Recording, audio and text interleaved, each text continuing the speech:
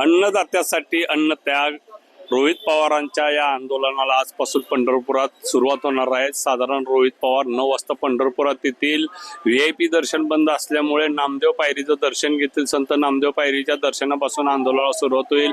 शिवाजी महाराजांचं राजमाता जिजाऊंचं दर्शन घेतल्यानंतर या ठिकाणी आपण पाहू शकतो इथे येथील साधारण प्रमुख 7 मागण्या आहेत। 7 मागण्यापैकी काही मागण्यांना त्यांनी प्राधान्य दिलेलं आहे। साधारण 3 मागण्यावरती लक्ष वेधून शासनाकडून 3 मागण्या तातडीने मंजूर करणं त्यांनी प्रामुख्याने समजलेलं आहे। सरसकट 2 लाख कर्जमाफीची मागणी केलेली आहे। फसव्या कर्जमाफीसाठी ते पंढरपुरात आंदोलनाला बसताना दिसत आहेत।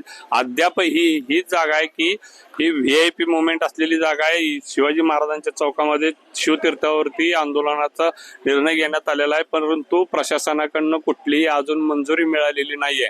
मंजुरी मिळाली नसतानाही रोहित पवार आपल्या आंदोलनावरती ठाम आहेत। खरं तर अधिक महिना चालू आहे। अधिक महिन्याचा शेवटचा आठवडा आहे। या आठवड्यामध्ये पंढरपुरामध्ये लाखो भाविकांची गर्दी होताना आपल्याला दिसत आहे।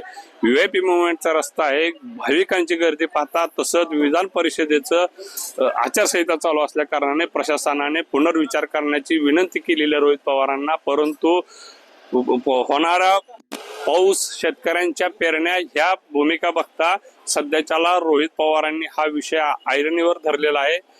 आता आपल्याला पाहावं लागेल की प्रशासनानं परवानगी न देता रोहित पवार आंदोलनात ठाम आहेत। रोहित पवारांच्या आंदोलनासाठी कुठले राष्ट्रवादी बडे नेते येतात हे बघावं लागेल।